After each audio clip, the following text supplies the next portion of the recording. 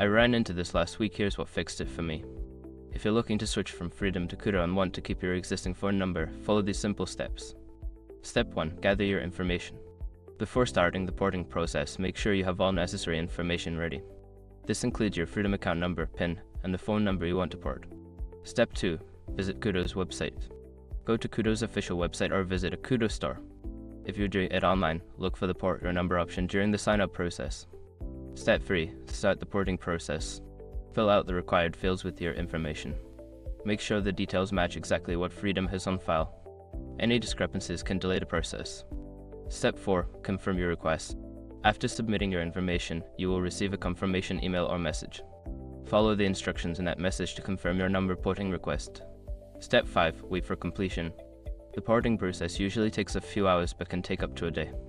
Keep your Freedom SIM card until the process is complete, as you may need it to receive calls or texts during the transition.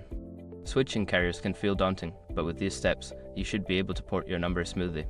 If you run into any issues, don't hesitate to reach out to Koodo's customer service for assistance. Happy switching!